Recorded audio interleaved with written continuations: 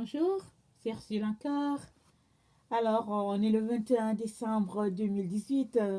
Je bénis le Seigneur parce qu'aujourd'hui, je peux apporter une seconde vidéo. Alors, je lui rends toute la gloire. Je viens parler de l'importance de l'obscurité dans nos vies. Alors, avant d'aller dans le vif du sujet, je viens sonner la trompette aujourd'hui encore, vraiment dans toute la joie et afin de nous encourager à mettre notre vie en règle parce que notre Seigneur Jésus-Christ arrive. C'est faux de prêter oreille vraiment à toutes ces personnes-là qui nous disent que si un jour on a confessé Jésus-Christ dans notre vie, alors on n'a plus besoin de rien, on est sauvé. Alors je viens vous encourager de fuir ces personnes-là. Elles vont vous conduire en enfer. Parce que c'est vrai que il faut confesser Jésus-Christ, il faut donner sa vie à Jésus-Christ, il faut l'accepter dans notre vie comme notre Seigneur et notre Sauveur, mais la vie ne s'arrête pas là. Il faut rechercher la paix et la sainteté sans laquelle nous ne verra Dieu, c'est ça que la Bible dit. Alors cela revient à nous dire que on doit mener une vie de sanctification à tous les jours. Et la Bible dit, parce que c'est Jésus-Christ qui l'a dit, il dit soyez parfaits comme votre Père est parfait. Alors nous sommes appelés tous les jours à tendre vers la perfection.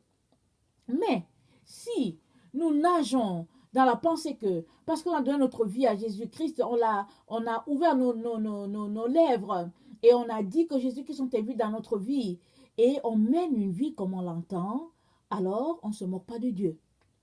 Alors voilà, il est très important que vraiment on puisse mettre les points sur nos i par rapport à ce domaine-là. Il y a beaucoup d'enfants de Dieu qui se font voler carrément leur salut juste par cette mentalité-là qui est archi fausse. Donc voilà. Alors je viens donc parler de l'importance de l'obscurité dans notre vie. Alors c'est quoi l'obscurité? Évidemment, c'est l'absence de lumière. Et je lui donne des synonymes. C'est du noir, c'est la nuit, c'est les ténèbres. Alors, dans Genèse 1, le verset 1 à 4, c'est dit que Dieu a commandé à la lumière d'être au milieu des ténèbres, et la lumière fut. Et Dieu a appelé la lumière jour, et les ténèbres ont été appelées nuit. Et donc, voilà, je pense que c'était le premier jour. Alors, donc, la lumière soit, et la lumière fut. Et parce que la Genèse nous dit que tout était informe et vide. Tout était vraiment, c'était du néant. Et bon, voilà ce que Dieu a dit. Et puis les choses sont formées. Alors, par ce fait-là même de la création, nous sommes informés que c'est Dieu qui a commandé la lumière dans les ténèbres. Parce que les ténèbres étaient vraiment, c'était là. Maintenant, qu'est-ce qui a causé les ténèbres? Bon, on ne va pas aller dans tous les détails, sachant que de toute manière, Dieu va nous expliquer ça, tout ça, un jour.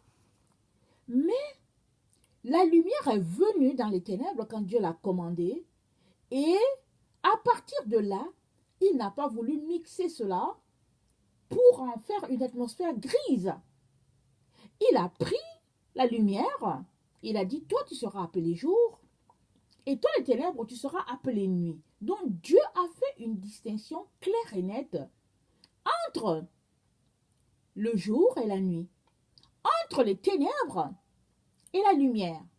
Question de nous dire que nous sommes appelés à faire une différence claire et nette dans nos vies pour ce qui est de la lumière et des ténèbres. Alors, la lumière ne peut pas se mélanger aux ténèbres. Ce n'est pas possible. Une fois que cela se fait, ça s'appelle du compromis. Et évidemment, je peux expliquer l'hypocrisie comme une pratique de mixer la lumière aux ténèbres. Parce que les personnes hypocrites, c'est les personnes qui te disent une chose avec leur bouche, alors que la réalité est autre. Les hypocrites, ce sont ces personnes-là qui ont double visage. Ils sont, en tout cas, ils sont mi-figue, ils sont mi-raisin. Ils te disent une chose, alors que la réalité, c'est autre. Comme Jésus-Christ a dit, méfiez-vous du levain des pharisiens. Parce que les pharisiens vous disent une chose, et puis ne le font pas, et puis bon, en tout cas, leur bouche dit une chose, et puis la réalité est autre. Alors, les ténèbres, donc, selon l'information que le Seigneur nous donne par la Genèse, sont distincts de la lumière. Ils ne peuvent pas être mélangés. Et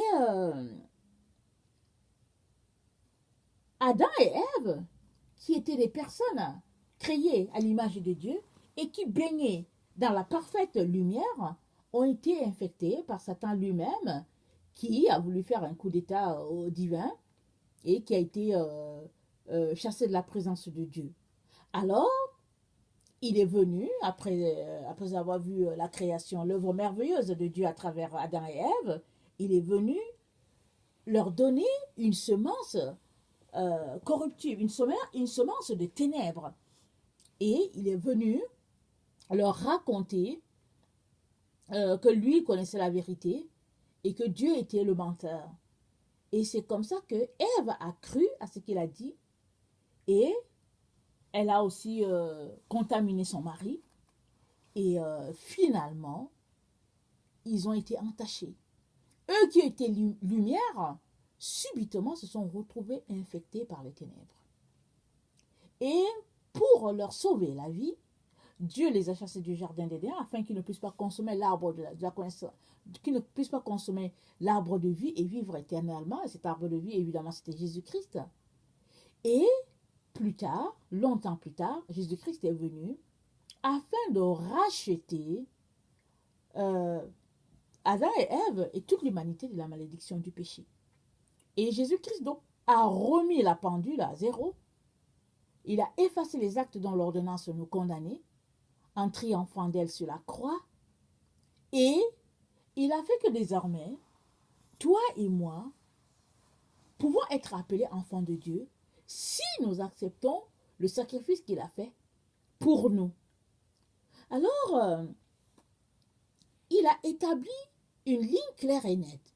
Il nous a dit, maintenant que j'ai tout rétabli, j'ai tout remis à neuf, voilà, vivez dans la lumière, marchez dans la lumière, pratiquez la lumière, faites tout pour ne plus vous laisser infecter par l'obscurité. C'est pour cela que, par la bouche de l'apôtre Paul, Dieu nous dit, marchez par l'esprit et vous n'accomplirez pas les désirs de la chair. Parce que la chair a des désirs contraires à ceux de l'esprit. Les deux ne peuvent pas être ensemble. Ils ne peuvent pas collaborer. Ce sont des ennemis jurés. Ils ne peuvent pas. Et Dieu lui-même, dans Genèse 3, il a dit à la femme, j'ai mis inimitié, j'ai placé une inimitié entre la femme, et il disait au serpent, il a dit, j'ai placé une inimitié entre la femme et toi. Entre sa postérité et la tienne. Et toi, tu lui blesseras le talon, et elle t'écrasera la tête. C'est ça qui a été dit. Donc Dieu a mis une ligne claire et nette entre la lumière et les ténèbres. Entre l'obscurité et le jour. Dieu a fait ça, il l'a établi. Et Jésus-Christ est venu nous démontrer comment vivre dans cette atmosphère-là, de manière à ce que la lumière qui est en nous ne soit pas infectée par les ténèbres. Il nous a montré l'exemple. Il a pris les ténèbres là, parce qu'il a vécu dans les ténèbres, Jésus-Christ. Il a vécu dans les ténèbres dans ce sens que la terre est remplie de ténèbres. Qu'est-ce qui est dit dans Jean? J'aimerais ça qu'on lise. Dans Jean 1, c'est dit, excusez-moi, au commencement était la parole. La parole était avec Dieu et la parole était Dieu. Elle était au commencement avec Dieu, toutes choses ont été faites par elle et rien de ce qui a été fait n'a été fait sans elle. En elle était la vie et la vie était la lumière des hommes. La lumière, lui, dans les ténèbres, et les ténèbres ne l'ont point reçu. Il y eut un homme envoyé de Jean, son nom était Jean. Il y eut un homme envoyé de Dieu, et son nom était Jean. Il vint pour servir de témoin, pour rendre témoignage à la lumière, afin que tous crussent par lui. Il n'était pas la lumière, mais il parut pour rendre témoignage à la lumière. Cette lumière était la véritable lumière qui, en venant dans le monde, éclaire tout homme. Elle était dans le monde, et le monde a été fait par elle, et le monde ne l'a point connue. Elle est venue chez les siens, et les siens ne l'ont point reçue. Mais à tous ceux qui l'ont reçue, à ceux qui croient en son nom, elle a donné le pouvoir de devenir enfants de Dieu, lesquels sont nés, non du sang, ni de la volonté de la chair, ni de la volonté de l'homme, mais de Dieu. Et la parole a été faite parmi nous, elle a habité parmi nous, pleine de grâce et de vérité. Et nous avons contemplé sa gloire, une gloire comme la gloire du Fils unique venu du Père. Donc voilà, la parole qui est la lumière, elle a habité parmi nous. Et parmi nous, là, c'est une terre, il a vécu sur cette terre pleine de ténèbres. Et il est demeuré la lumière. Il n'a point péché. La Bible nous le dit. La Bible confirme qu'il n'a point péché. Et même, il y a un exemple, je pense que c'est dans Jean 6, j'aimerais bien le mentionner. Excusez-moi. C'est à la fête. C'est à la fête de... Attendez. Faut pas que je me trompe pas.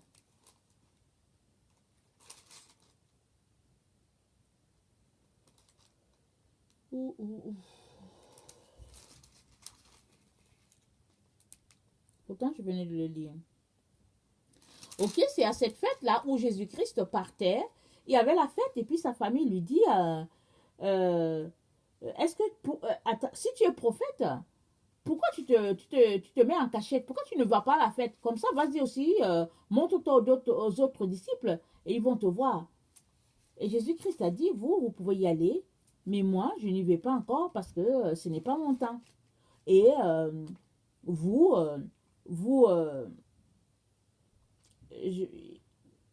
il dit, et vous me, comment on appelle ça, vous me poussez, mais ce n'est pas mon temps, moi je n'y vais pas. Et ils sont partis. Et après cela, Jésus est allé, la Bible dit qu'il est allé comme par cachette, comme en cachette. Alors, question de dire que pendant que Jésus-Christ était sur cette terre-là, les ténèbres mettaient une grande pression sur lui. Les gens voulaient que Jésus-Christ fasse les choses comme eux ils voulaient. Ils disent, sa famille, les membres de sa famille l'ont nargué. Écoute, si tu es vraiment prophète, pourquoi tu te mets à l'écart? Voici la fête, vas-y, montre-toi aussi pour que les autres aussi croient en toi. Et Jésus-Christ leur a dit, non, moi je n'y vais pas. Parce que Jésus-Christ ne faisait rien par lui-même ou bien par les hommes. C'était son Père qui lui disait de faire et il faisait.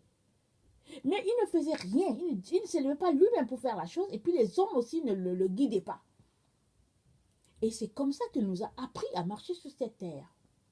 Si c'est comme ça que tu marches, les ténèbres ne viendront pas te contaminer. Ils ne peuvent pas te contaminer puisque tu es constamment dans la lumière. D'autant plus que la personne qui est lumière, c'est elle qui te dirige. Alors Jésus-Christ a marché sur cette terre et il n'a point péché. Il a refusé de se conformer aux ténèbres. Il a refusé de collaborer avec le système dans lequel il est né et dans l'époque à laquelle il a vécu. Vous savez que les gens lui tendaient les pièges à tout le temps. On lui a dit, ben écoute, qu'est-ce que Dieu dit là? Est-ce qu'il faut donner, faut-il payer l'impôt? Jésus-Christ a dit, rendez à César ce qui est à César et à Dieu ce qui est à Dieu. Donc il y avait toujours des occasions comme ça parce que les gens voulaient le piéger et après l'accuser. Mais Jésus-Christ, il est demeuré ferme dans la lumière. Malgré cela, ils l'ont quand même crucifié. Ils ont trouvé quelque chose, un faux témoignage contre lui. Mais toujours est-il que lui-même, Jésus-Christ, il n'a pas collaboré avec les ténèbres. Alors, Si Jésus-Christ, si celui-là qui nous a rachetés, a pu vaincre sur cette terre, à combien plus forte raison, vous et moi, pouvons-nous gagner notre combat de marche sur cette terre, d'autant plus que Jésus-Christ a déjà tout payé. Et les ténèbres sont utiles en ce sens que ils sont notre baromètre. Chaque fois que tu te retrouves devant une situation de ténèbres, cette situation te donne de savoir si tu es toujours engagé envers Jésus-Christ, de marcher dans la lumière, ou si finalement tu as baissé tes standards. Parce que en tant qu'enfant de Dieu, nous ne pouvons pas mélanger les ténèbres à la lumière. Ils peuvent plutôt servir de phare pour nous, dans ce sens que vous pouvez savoir à quel niveau vous vous situez. Vous savez, un phare, les avions utilisent souvent le phare quand ils veulent atterrir, et aussi les bateaux, parce que ça les oriente. Comme ça, ils ont une idée de la direction qu'ils prennent. C'est à ça que le phare, ça sert. Peut-être aussi à d'autres choses. Alors, l'obscurité dans laquelle nous nous trouvons sur la terre doit tout simplement être un phare pour nous, dans ce sens que ça nous donne de savoir où est-ce que nous nous situons par rapport à la lumière. Parce que c'est la lumière qui est notre boussole. La lumière, parce que vous savez, quand le phare est là à distance, l'avion regarde, il sait que, ah ok, le phare est à cet endroit-ci, donc je dois plutôt atterrir à cet endroit-là. Je dois prendre telle direction nord ou bien tel sud, à tel angle et tout ça. En tout cas, les gens qui sont dans l'aviation savent c'est quoi. Mais toi, enfant de Dieu qui est rempli de lumière, quand tu vois sur ton chemin l'obscurité, alors ça devait t'envoyer le signal de la stratégie que tu devrais exercer pour pouvoir dominer sur ces ténèbres qui sont sur ton chemin. Regardez, Jésus-Christ a été pris de court. Il parlait avec ses disciples. Et il a dit, qui dites-vous que je suis? Ils ont dit, chacun a dit sa version. Et puis finalement, Simon a dit, tu es fils de Dieu. Tu es le fils de Dieu. Tu es celui qui doit venir. Jésus-Christ a dit, c'est le Père qui vous a révélé ça. Il dit que ce n'est pas la chair, ce n'est pas le sang, mais c'est le Père. Et à partir de ce moment-là, Jésus-Christ a commencé à leur dire, je veux mourir. Maintenant qu'ils ont compris que c'est lui le Sauveur, c'est lui le Seigneur, alors Jésus-Christ a décidé de les enseigner, de leur montrer qu'au fait c'est le temps. Et c'est là que Simon vient, il dit non, à Dieu ne plaise. Parce que Simon, il est choqué. Il se dit, mais non. Maintenant qu'on a mis la main sur le Messie, maintenant qu'on a la certitude que c'est lui, comment est-ce qu'il veut partir? Jésus-Christ a dit, arrière de moi, Satan. C'est choquant. Mais il a dit, arrière de moi. Il n'a pas voulu collaborer dans leur mensonge et dans leur stratégie de le piéger. Est-ce que toi et moi, c'est comme ça que nous nous comportons sur cette terre? Ou bien, est-ce que la crainte des hommes fait que, quand bien même nous savons que c'est un chemin d'obscurité, c'est la voie du mensonge, nous collaborons quand même pour avoir bonne figure devant les gens. Parce que Jésus-Christ a dit que celui qui me renie devant les hommes, je vais le renier devant mon Père. Alors, les enfants de Dieu se retrouvent, plusieurs, à collaborer, à faire du flirt avec les ténèbres. Ils se disent, bon, comment on va faire? C'est si compliqué, je ne voulais pas, mais vraiment. Et puis, tu sais, la Bible, dans le fond, il ne faut pas exagérer. Et puis, bon, quand même, c'est quand même un peu dur. Et puis, etc. Mais si c'est comme ça que nous nous comportons, les ténèbres vont nous écraser, ils vont dominer sur nous.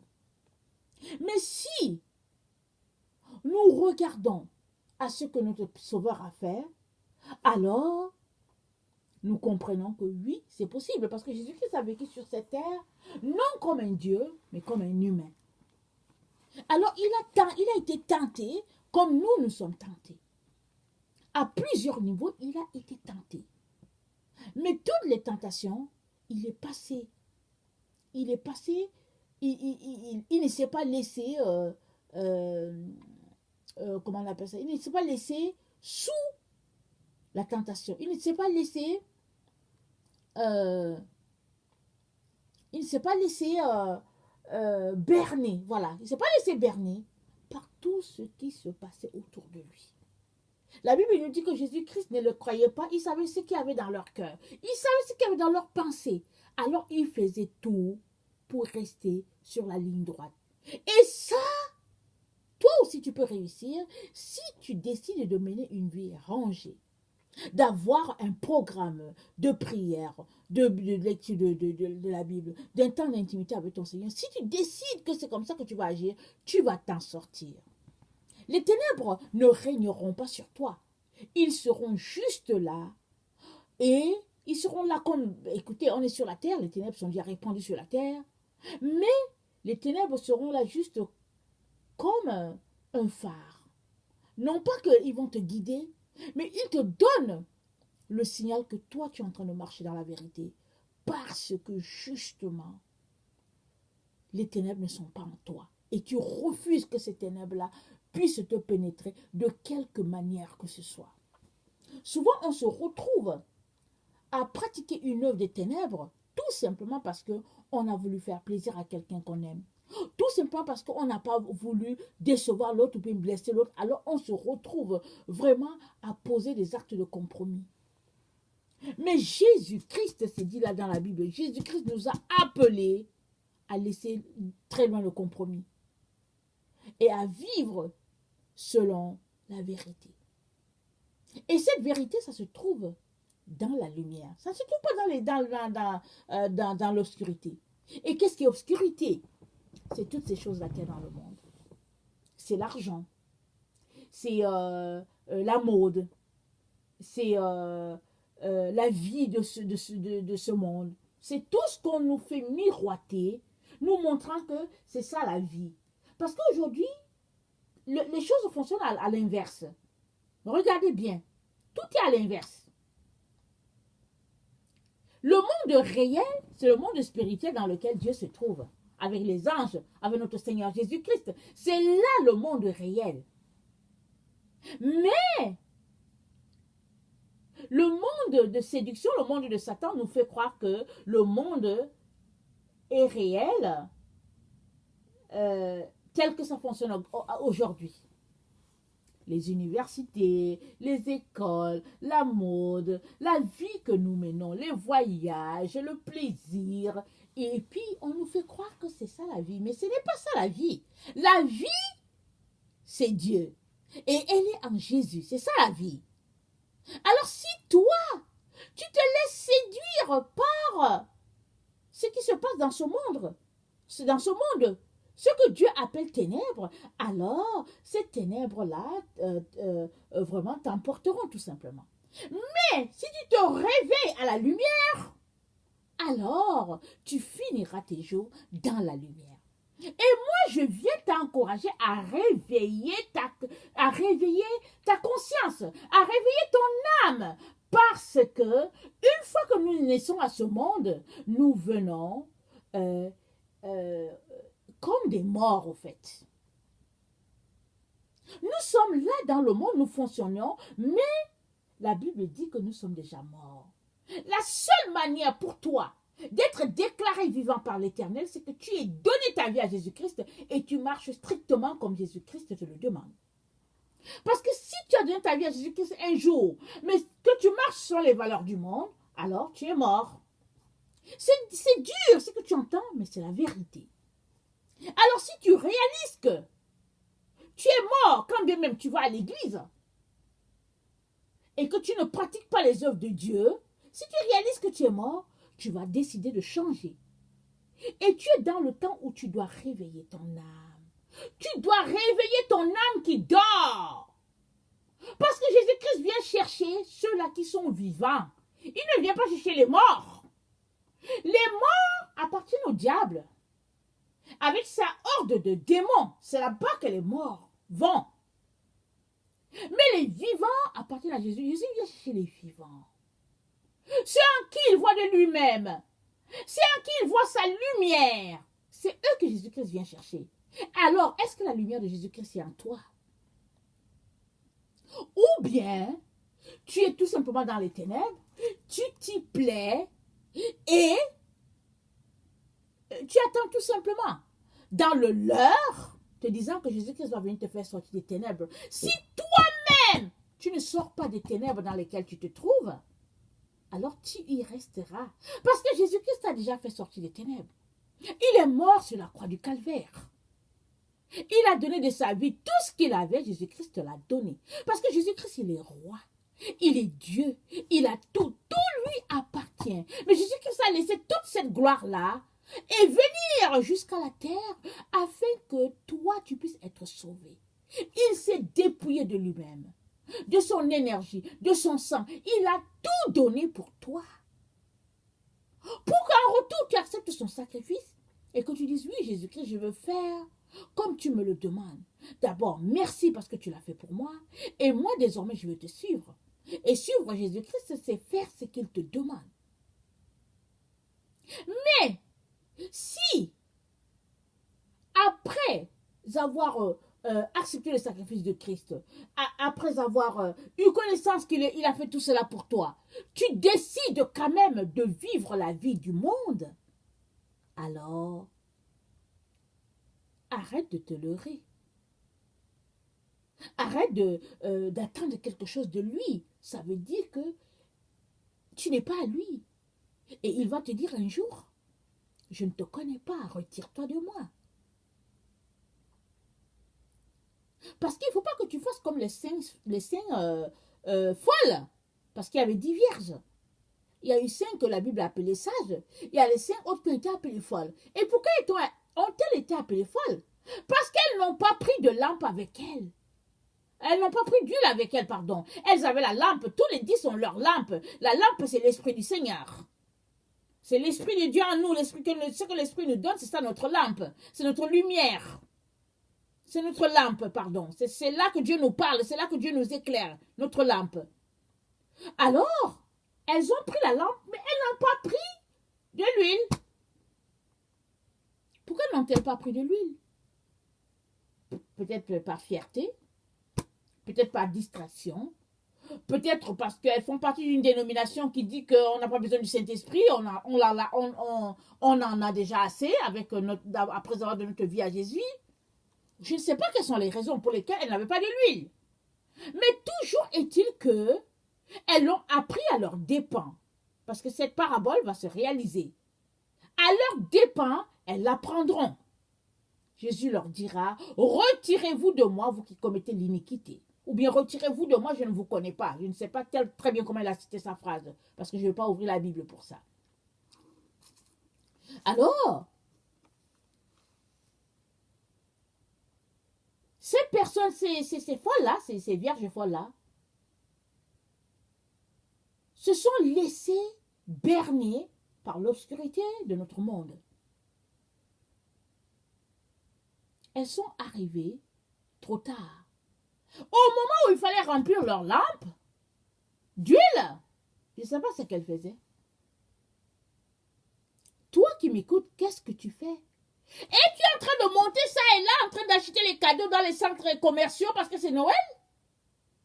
Et tu pries par la vie du monde?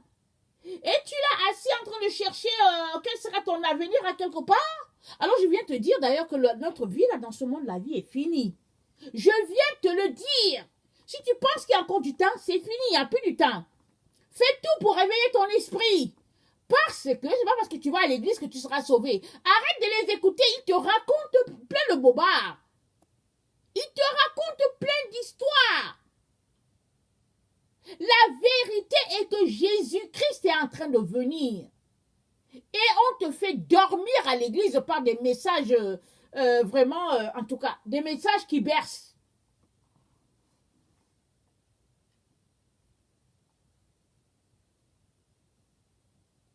L'obscurité est là. Non pas pour que tu patauges là-dedans. Non pas pour que tu l'adaptes à ta vie. Mais l'obscurité est là. On est venu dans ce monde, dans un monde d'obscurité. L'obscurité est là pour que ta lumière puisse briller davantage. Je vous ai partagé la vision que j'ai eue sur les deux témoins.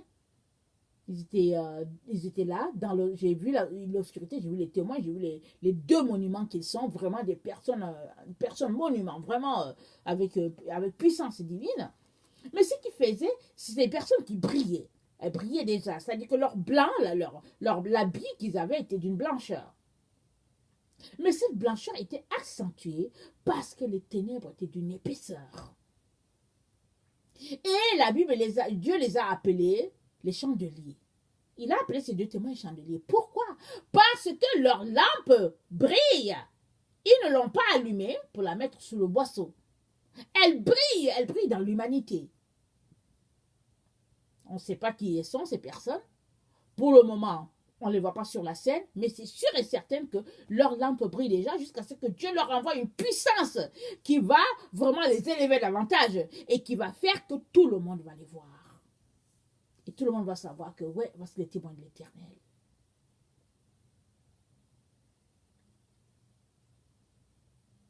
Mais, s'ils choisissent de plutôt salir leur robe, alors les résultats seront autres. Les conséquences seront autres. Alors, pour demeurer vraiment, strictement dans cette lumière-là, nous avons besoin de nous impliquer, corps et âme, à garder notre corps et âme, à garder notre esprit vraiment loin des valeurs de ce monde. L'obscurité est là, non pas pour que tu l'acclimates ou bien que tu l'adaptes à ta vie. Elle est là justement pour te montrer que tu as besoin de la lumière. C'est pourquoi l'obscurité est là. On ne peut pas chasser l'obscurité. Dieu a appelé la lumière. Que la lumière soit et la lumière a fut. La lumière est venue chasser les ténèbres. Et il a fait une division claire et nette entre le jour et la nuit. Il a dit qu'en tout cas les ténèbres, ce sera la nuit. Et puis la lumière du jour, ce sera le jour. Il a décidé ça comme ça. Alors si Dieu ne veut pas qu'il y ait un mélange, pourquoi est-ce que toi tu veux mélanger les choses? Ressaisis-toi, toi qui m'écoutes, et va devant le Père, demande-lui de t'aider à sortir de ce dans quoi tu te trouves. Une indifférence peut-être, des rêveries, je ne sais pas à quoi, tu rêves, je ne sais pas à quoi, mais la réalité, elle est autre. La réalité est que Jésus-Christ est à la porte, c'est ça la réalité. Et moi, je prie que tu puisses être trouvé parmi les gens-là qui vont passer leur temps avec le Père lors du festin de l'agneau, les noces de l'agneau. Vraiment que le Seigneur nous donne d'assimiler ces petites choses-là et puis de travailler profondément de manière à ce que notre lumière puisse briller pour nous-mêmes, briller dans notre maison, briller dans le quartier, briller dans la ville où nous sommes. C'est pour cela qu'une lampe est allumée. Alors, crie à Jésus-Christ, demande-lui de t'aider à allumer ta lampe, demande-lui de t'aider à te réveiller, s'il te plaît. Tu en as besoin. Voilà. Que le Seigneur nous bénisse et qu'il nous fortifie, qu'il nous donne de pouvoir vraiment espérer en sa bonté. Amen. Si toi tu es quelqu'un qui ne connaît pas le Seigneur, je viens te dire que Jésus-Christ est le seul qui peut te sauver. Ce n'est pas Bouddha qui va le faire, ce n'est pas Mahomet qui pourra te sauver, ce n'est pas Confucius, ce n'est pas le Dalai Lama, ce n'est pas la scientologie, ce n'est pas ton argent, ce n'est pas tes villas, ce n'est pas ton luxe, ce n'est pas ton nom, ce n'est rien de tout cela. La seule personne qui te sauvera, c'est Jésus-Christ de Nazareth. Alors je t'encourage à lui donner ta vie. Ta vie ne sera plus la même. Tu ne le regretteras pas. Amen. Vraiment que le Seigneur nous bénisse et qu'il nous fortifie davantage. Je vous aime beaucoup et Dieu davantage. Merci.